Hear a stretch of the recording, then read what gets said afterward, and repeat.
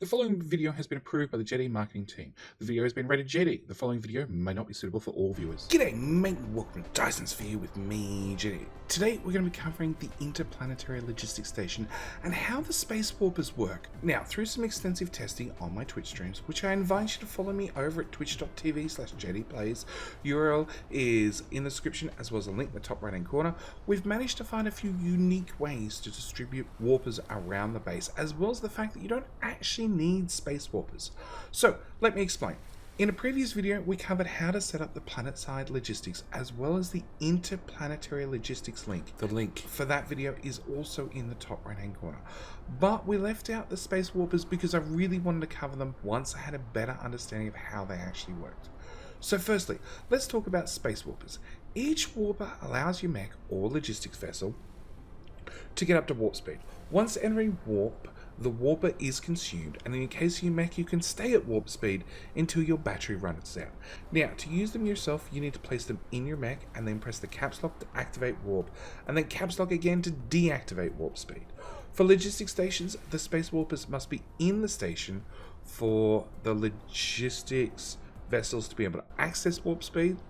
Space warpers themselves are made from either a gravitational lens or they can be made from the gravity matrix. Using the gravity matrix, you actually get 8 warpers, which is a much more efficient recipe and also a much more complicated recipe. So as soon as you can upgrade, I recommend you do so for the efficiency bonus. With the basics out of the way, once you have space warpers, you're going to have to put them in your mecha manually. And at the same time, you can always drop them into your logistics stations manually as well. But who wants to do that? So let's automate it. But before we do that, can we just take a moment and remind you to like the video so YouTube recommends it to others, and also subscribe if you want to see more videos like this. So the easiest way to automate getting space warpers into your interplanetary network is actually with belts. So if I line a belt up and put it straight, belt, straight into our interplanetary logistics station, you might notice for the first time ever the system automatically fills, okay? Because it turns out your interplanetary logistics station actually has 6 filters. Yep, it turns out each one of the stations actually has 6 slots. The 6th slot is reserved only for space warpers, nothing else, and can hold up to 50 space warpers per station. Now, if you want to actually add space warpers to your network, you'll need to set one of the main inventories to space warpers. With that done, we can see the belt is running in and the station, which is filling up to the maximum cap. Now, you can always lower the cap to a more reasonable amount. Now, be quite generous with this cap for this station, as you might not need 10,000 in stock, but I expect you're going to be shipping them elsewhere, and having a nice buffer never hurts. Now that we're warp capable factory, what about my other stations? I want them to have the power of warp too. Well, you have 2 options. One is to set the logistical supply at this station, which I'd recommend anyway for both local and interstellar, and use the logistics drones to move space warpers around from station to station. So we come to this station, we request in space warpers. We don't need nearly 10,000 in stock, maybe 200. And then we come to here and we're going to add some little drones in there, and then come in here and add a few little drones in here and set you to a local demand. And as you can see, we're going to fly the space warpers across. Now, they're going to automatically fill this slot first before they actually fill the main logistics slot. But that does mean that every single interplanetary logistics station is no longer 5 slots, it's only 4 slots. So your second option is the good old belts again. So what we can actually do is we can run a belt using the 6th slot and run the space warpers out of one station and into the next station. And once the bots are finished doing that, we can see that this guy is going to automatically fill up with warp cores. Yep. And grab that station as well. And we have enough room to put down another station, please. And we can even daisy chain from one station to the next and into that station. So you can move the warpers around your base on a belt from station to station to station, daisy chaining them together.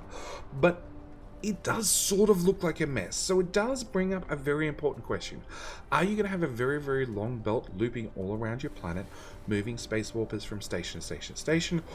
Or, as I've personally done, set up all your interplanetary logistics very, very close together, and then actually use the smaller logistics drones to move things out to the smaller planetary logistics stations on planet.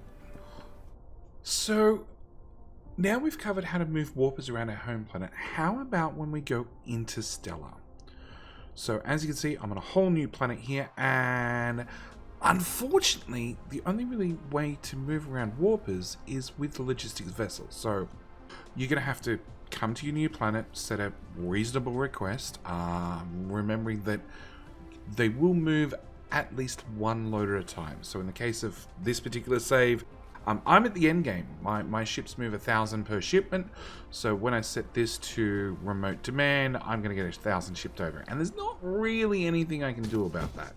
And then, yeah, you have two choices. You can either use the drones, which we've used before, to supply them around the planet, or do the good old belt. Number 6. 6 or 5 doesn't matter. I prefer 6 because that one's guaranteed to be filled first.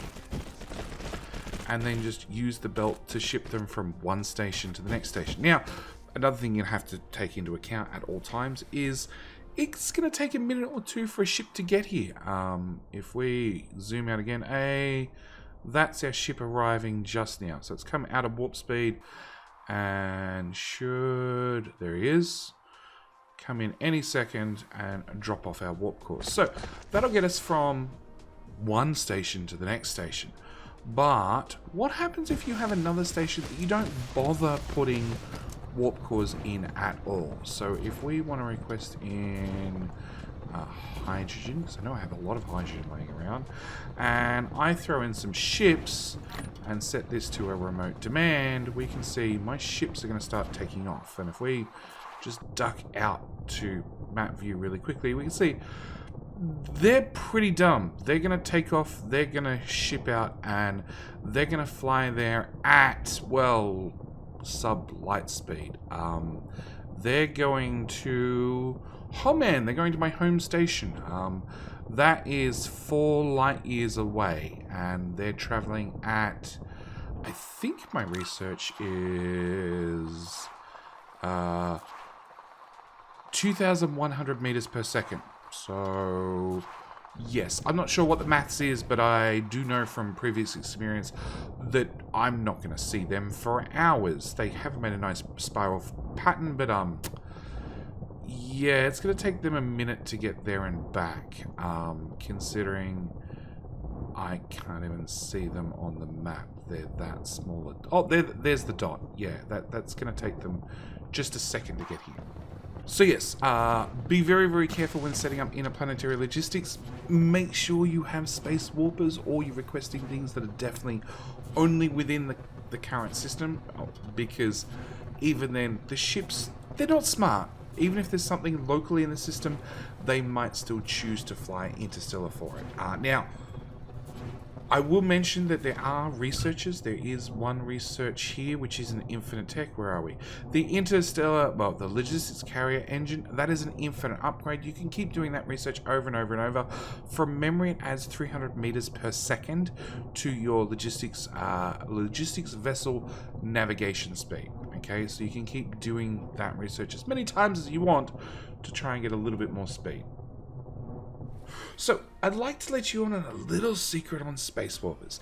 Now, this can be best demonstrated by our orbital collectors on our gas charts. You might notice they have no way to recharge ships, nor do they have any way to store or receive space warpers.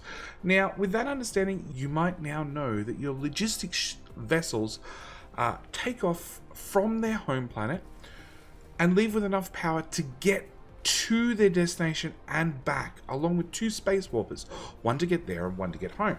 That means we're going to exploit this system by visiting new systems like the one we're currently on.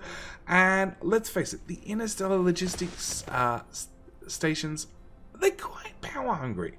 So Now we only need, now we know we only need to power them up if we're putting ships into the station. So as you can see, well, as you remember, we set a remote request for oil back at home, and if I hook up our oil line and run it into our station,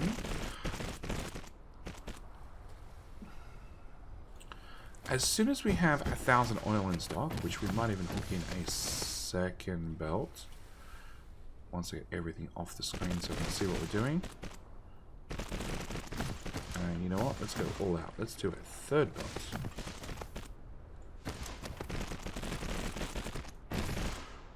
As soon as we get 1,000 stock, I'm actually going to have a ship sent from the other end to here to a completely unpowered logistics station.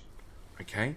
So, not only am I not having the hassle of shipping around warp cores, when I'm outposting new planets, I also don't have the hassle of having to power up my logistics stations. The same also works in reverse. So if I request in some belts, and request in like a reasonable amount, remote demand, I can actually have belt shipped from my home planet with warp cores directly to this planet, and I don't have to power up this station at all, which makes getting requests for building supplies that much easier. I do hope that has answered all your questions about the Interstellar Logistics Station.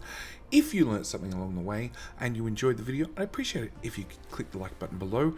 At the same time, click the subscribe button for more tutorials like this. If you have any other questions, or you're interested in other tips like the unpowered Interstellar Logistics Station, yes, say that 3 times really quickly, come jump on our Discord. Link is actually on your screen or up in the top right hand corner.